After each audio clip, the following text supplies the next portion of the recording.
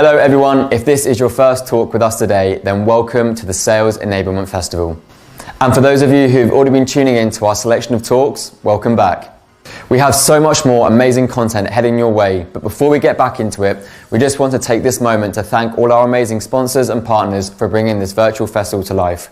We also want to thank you, our attendees, for joining us today. If you're enjoying the content from the festival, be sure to check out the SEC membership plans. It's here where you can gain access to exclusive content, research and frameworks, and discounts to things like our brand new workshop series and so much more. You can find more information about this over on the Sales Enablement Collective website. Don't forget to have your questions ready for the live Q&A at the end of this talk, as you'll have the chance to put them to the experts themselves. That's everything from me, so all that's left to do is sit back and enjoy this next talk.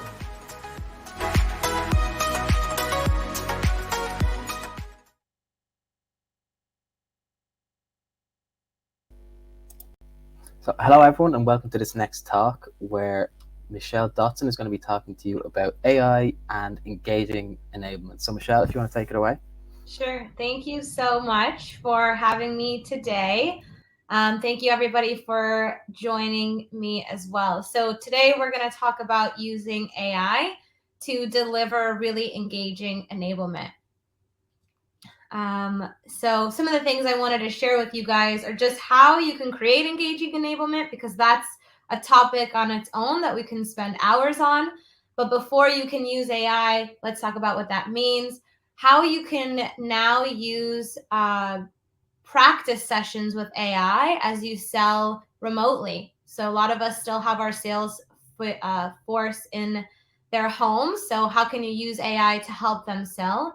And then I want to share a little bit about how we are using AI at Zoom and also virtual reality. So we'll go into those specific topics today. And if you don't know, my name is Michelle Dotson, and I am the head of sales enablement at Zoom. I have been with the company just under 2 years and really excited to share some of the things that we're doing there and overall experience as well. So as I mentioned, I could probably spend all day on what it means to create engaging enablement, but I wanted to start here because before you put AI as a layer onto your programs, we got to make sure that what we're building is engaging. And so the three things that I typically ask my team and myself or my leaders that I'm working with, and we try to ensure every time, is making sure that the training that we're building is relevant. So how can I make this a tailored, custom feeling presentation for my audience, whether it's based on the region, whether it's based on the person's tenure that is attending? There's so many different attributes that can make a program feel relevant to that person, and that's going to make that person more engaged. So always trying to gauge relevancy for my audience. The second piece of this, and in enablement, it can be qualitative, it can be quantitative, but like, how are we creating a data-driven program? Does the data show that it's necessary to build this program and spend the resources and the time and create this specific program and the need that you're trying to solve? So making sure that the data shows you that it's relevant and that it's needed will help ensure that whatever you're creating can be recepted and then adopted by your audience as well. And then part of engagement is not just the once I trained somebody one time and we rolled out this program and it was a one training and done. You also want to make sure that you keep people engaged, and you want to make sure that it stays relevant and top of mind through reinforcement. And so using reinforcement in how you build out this program is a critical piece. So looking at how are you going to keep talking about this, or how are you going to use this to better train your reps long term, should be part of when you're even building your program to begin with. So then we're going to talk about what I found this article, and Gartner had mentioned that by 2025, 50% of business content, including training, will be written and created by AI. And I think that's incredibly important for enablement teams to understand. This stat didn't necessarily scare me in thinking that AI is going to take our jobs, what I see this is a really big opportunity of doing those relevant programs. There's automation behind it. There's a lot of things that AI can bring to the table that allows you to scale. And so I think there's a huge opportunity for teams who embrace AI early in creation of their programs, seeing as how a lot of that training and programs will be coming from an AI kind of creator in the future. When we look at why you should use AI in learning and enablement, I think there's a couple key aspects here. So adults, people in general, there are many people with many different types of learning styles. And using AI, you can influence those people and the way they learn best by creating that relevancy, by maybe just relating to them more based on their age, their cultural background. A lot of these like socioeconomic statuses that we all have in life. And I, Michelle Dotson, might not have the time or actually understand those specific things that can impact somebody's learning style and really become what they need to learn and be successful. But using AI, using those types of technologies to bring that aspect that myself or my team might not have is going to be really a great way, a great benefit of using AI in your programs. And then we've heard that I think 75% of the workforce will be millennials in the next couple of years here. So how does your audience want to learn? How do they look at learning and development? How do they look at learning and enablement as a benefit and just part of their day-to-day jobs? They love technology. They want to learn in these new and cool ways. And so how do you make sure to incorporate AI, and we'll talk a little bit about virtual reality, in learning when that's what your audience is craving? And so I think that's a really great kind of use case of why this is necessary, and teams need to start looking at how their audience wants to learn.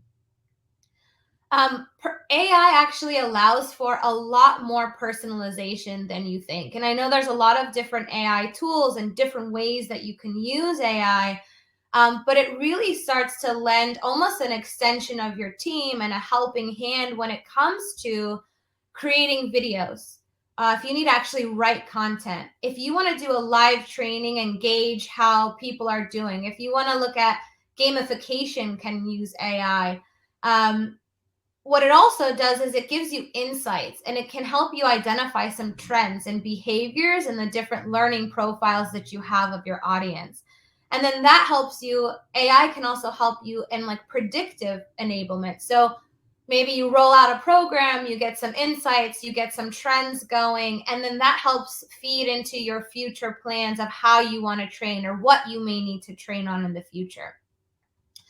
And then I really love AI for assessments. And so I think we're gone from the days of just like a question answer assessment. And using AI can mean that an assessment is a role play with an AI bot. An assessment can be AI looking at the style and tone and words you use and application of a concept that you were just taught. So assessment doesn't have to just be that, specific question and answer that we're used to in multiple choice, but it opens this whole new world of what does assessment mean when you use AI tools. And then really enhancing the experience of the learner. So creating these engaging, relevant programs and opportunities to learn means that you'll have higher completion rates, means that you'll have higher engagement rates, and that's going to always just help your sales force or the teams that you're creating the enablement for learn faster, learn more, and then use it in their day-to-day lives. So I want to obviously share with you some examples. And if you're just like, Michelle, there's no way we could do this, or I don't know how I feel about AI. I was there too. And so somebody on my team came to me and said, Michelle, there's this amazing AI bot, and I think we should try this out. And so this was a new thing for me, even myself. And it is been proven to be one of our most successful programs at Zoom and within our revenue organization. So at Zoom, we actually have a sales enablement team member. Her name is Jenny, and she is 100% AI. And she is actually treated as one of our employees. She has a workday profile. She has a manager. We talk about her as if she is just one of the 30 plus people on my team today. Jenny is part of how we ensure adoption and allow our reps to practice pitches. She's kind of the end of a certification. She helps give guidance and has become a critical piece of how we deliver programs at Zoom. And she's helped us create this like psychological safety in practice, because I'm sure you've heard of Zoom and maybe you know about Zoom, but we had this tremendous growth. And for us, we needed to scale and we needed to ensure people knew how to practice or share a new positioning point or maybe talk about a new product. And we had to do that very quickly over the last 20 months. So Jenny was where we used kind of that technology to do that. So how we use Jenny and AI at Zoom today is we look at everboarding and onboarding. So everboarding being I'm not new, I work at Zoom, but I'm always going to need help with new messaging. I want to be able to practice selling against a competitor. I want to be able to, a new product comes out or a new story comes out. How do I actually practice that pitch that I'm going to be doing with my future prospects and customers? Anytime we have a new product, any product certifications that we want to do, we want to make sure that there's some type of practice. And so where Jenny comes in is that specific piece of it. In onboarding our newest reps, we also use AI. So how do you ensure that these new people have, you set them through a boot camp, you teach them all the things that they're going to need to know, but how do you ensure that they have a place to practice? Because when you're new, that's a lot of stress. That's like, I got to learn a product and process and how to do my job. And then the first time I might even practice a pitch is in front of a prospect, and maybe my manager's there, so I'm nervous. And so this takes that kind of uncertainty and that fear out of, going up to bat with my customer as the first time, and allows our new people to practice. Just last quarter, we had a couple of different programs, and we had over 1,300 people use our Jenny bot, and they practiced 600 hours. So these are not necessarily required trainings, but as I mentioned, we're trying to create this like safe place for people to practice. When I look at these numbers, I'm excited. This is what shows me that it's working, and this is why we continue to add Jenny to the programs that we're building. 1,300 people practiced, whether it was a new message, a new pitch, a new product.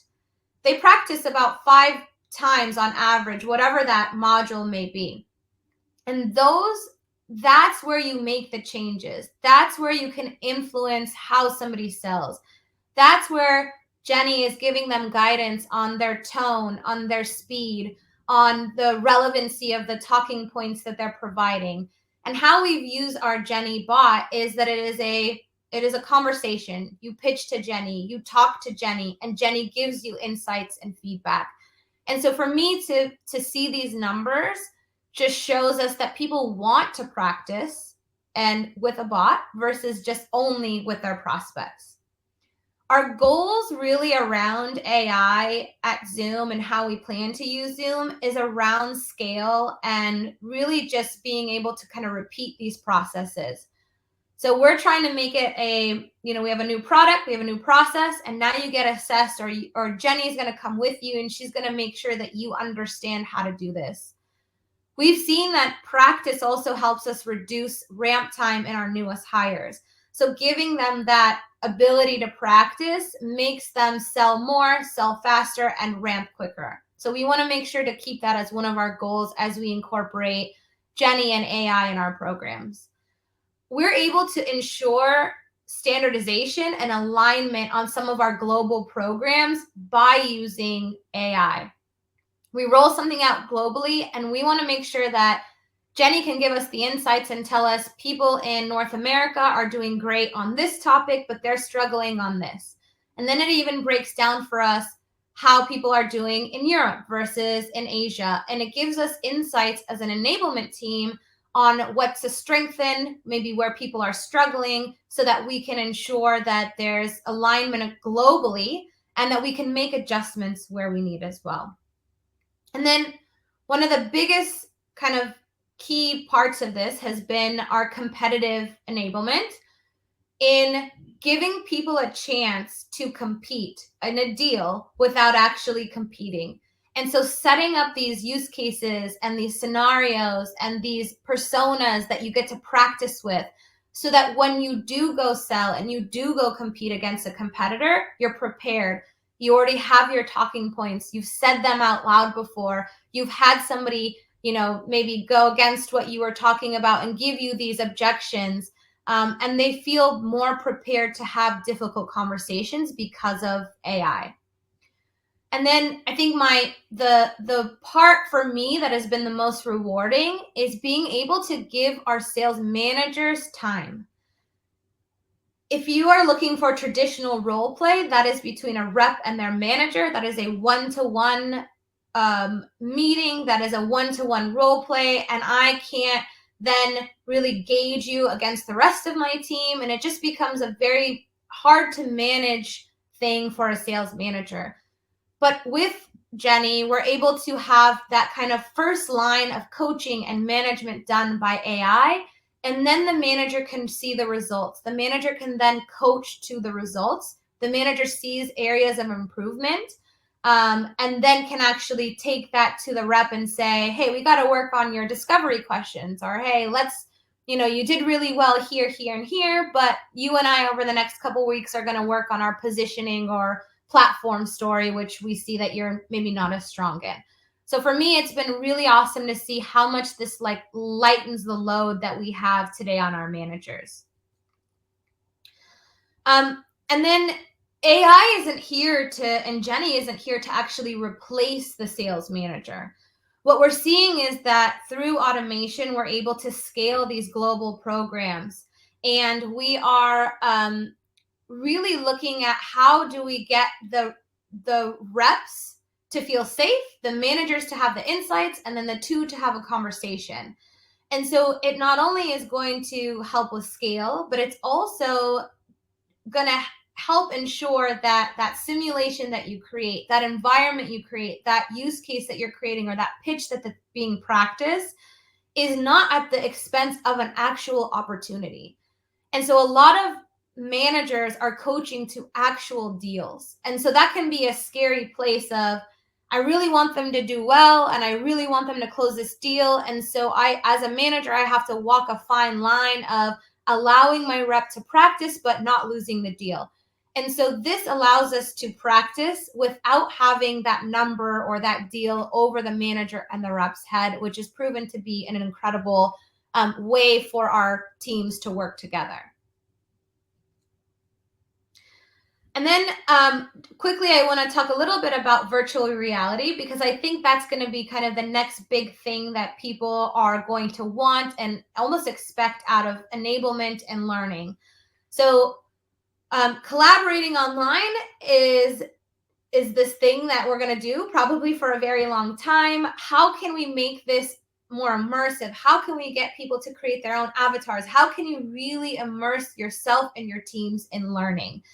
And so what I had recently just read and I thought was so important for us to know as an enablement practitioners as well is the realism and the actual simulations. They're finding now, and PwC did a study, that people are learning faster and retaining more information in virtual reality-led learning.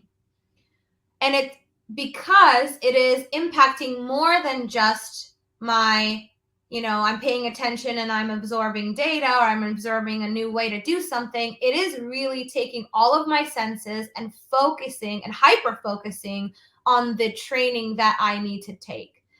And so you are seeing a couple things. You're seeing that virtual reality was able to get people up to speed 4 times faster than in-person and classroom learners, and 2 times faster than e-learners.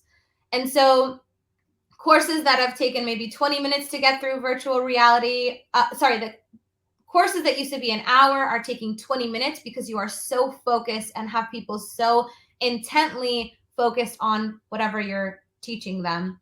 And then this is the part that I love. A virtual avatar can be asked the same question and do the same task 1,000 times, and they will never lose patience. And so you'll see a lot of that in learning, scaling, and now creating these simulations in not only just using AI, but also virtual reality, which I think is a really cool way of learning. Like if you're talking, an example, you're talking about selling to a customer against a competitor and there's objections, having people put on their Oculus headset and have them in a Zoom meeting and they see the room, they see the people, the objections are being directed towards them and they're being then assessed on how they delivered, how they simulated that deal, is going to help people understand areas that they can improve, how well they're selling, and it just opens a whole new world for us as an enablement of the types of programs we can create. So at Zoom, I have a team that is dedicated to building really, really great in design kind of programs, and they are all learning how to use Blender and virtual reality programs so that they can build learning for us in this manner. And we're going to really start creating a bunch of simulations, whether they're competitive based on industry or persona. We're going to give people a chance to build their avatars and practice selling into the C-suite or different levels within the organization, and start to gauge how they actually sell products and make it fun for them. And then for our managers, actually simulating how to coach, how to give feedback, how to have a difficult conversation. Maybe it's around performance. Maybe somebody's not doing well. There's so much weight on the managers today, but really getting them that chance to practice focus in a simulation and practice. That's kind of where we're headed and the types of enablement we'll be using virtual reality for very soon. So I know, I think I had see some questions, so I'm happy to jump in and answer those. But if you do have more questions, please feel free to put them in the chat. So yeah, we do have a couple. I can run through them for you if you'd like. Sure. There is, first one here is Barry, who would love to hear what tools you're using at Zoom to get the AI to support the personalization in content creation. So so Jenny is our AI bot that we use through a company called Second Nature. So that is the company that we work with that has done an incredible job of building this bot, who we don't even refer to her as a bot. She is our enablement member and helps us with all the certifications and role play that you see. Incredible technology, and just there's different use cases you can use Jenny for, but that's what we use today at Zoom. And next up is, what was the overall effort to get this implemented? For example, time and FTE. So from the time my teammates brought it to me, I think it took us about a quarter just to go through the security assessment and evaluation, and is this what we want to do? And we have one person managing that relationship on the team. So it's almost like one full head count plus SMEs and different groups that can also use AI, but we have one full head count dedicated to this.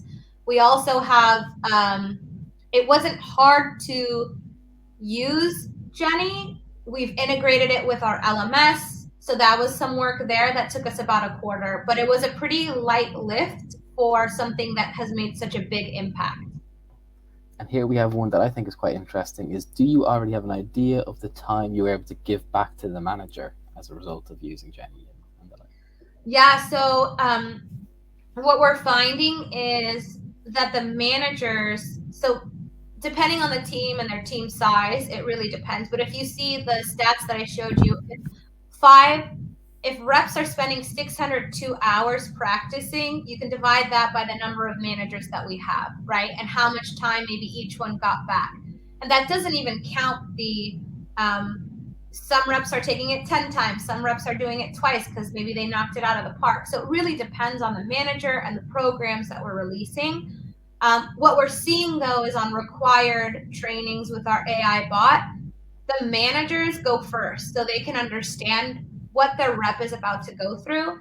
And then when our reps go through it, those coaching conversations become so much more impactful. And the manager has a dashboard in front of them of how to coach. So it's not just the time saved on the role play, it's the time saved in gathering the analysis for the rep individually as well as their team, which I think I haven't really quantified in hours, but it's substantial.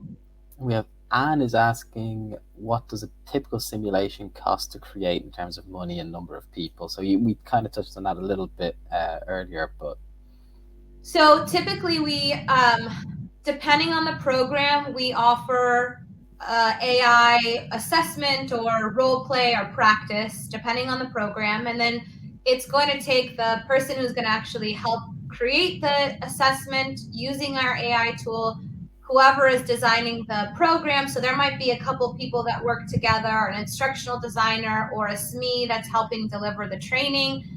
You have to train the bot. So there are hours that go into training the actual bot on key messages, objections, how to respond, what you want the bot to do, and then what does good look like. And the bot needs to hear that, 5-10 times from different people. So there is an investment of time, resources, people that goes into creating these programs. But the output and the value and the hours that they spend there outweigh maybe those initial 40, 50, 60 hours to create the scenario. That's really cool. And Bree is asking here, what have you learned through AI that you wouldn't want others to have to go through as well? So what lessons have you taken away? That AI is so much smarter than me and that I should be open to new things. What I learned is that I was afraid of it. I'm not going to sugarcoat it. I was afraid of it. I'm like, what does this mean? How does this work? Does this take away from the programs that we're doing? It's so smart. How do I help guide the bots? What I've learned, though, is that it is such an amazing complement to programs. And so I think I would tell you, don't be nervous. Try it out, test it out, get some champions within your organization to help you. And then take the time to train the bot. Take the time to define what you want to be success. Take the time to get feedback from your audience, your reps, whoever it is, so that you can make the bot better, right? It's not just about delivering the program. It's also getting better every time you deliver something. So just embrace it. It can get a little bit crazy and you're like, oh my gosh, I didn't know we could do this. But that's the fun part of using AI in the programs that you're delivering. That's great. And I think we have time for one more. Sure. There's here, in regards to Second Nature, do they provide the reports with the feedback that are then provided to the managers, or is this done through the LMS? Yeah, so one reason, there's many reasons we love Second Nature. One reason we love them is the dashboards for the managers. Not only does it give the person themselves a breakdown of their score and analysis on how they've done, let's just say in a platform pitch, it also gives that to the manager. There's dashboards based on teams. You could see how your team stacks against another team. You could see averages, trends globally, but it gives you all of that feedback. And so for us, that was critical. I didn't need just a tool to do the role play. I also needed the insights. And so it's a great tool if you need those two things. That's really great. And I think that is unfortunately all we have time for, but thank you so much for the presentation. It was really, really interesting. And we got a couple of really great questions in as well. And if anyone had a question that they didn't get a chance to ask, I'm sure they can reach out via LinkedIn and Yep. get there. And we also have the SEC Slack community if you want to continue the discussion in there with our community as well. So thank you so much, Michelle, for your time. That was fantastic. And thank you to the listeners as well. And we'll see you next time. Thank you, everybody.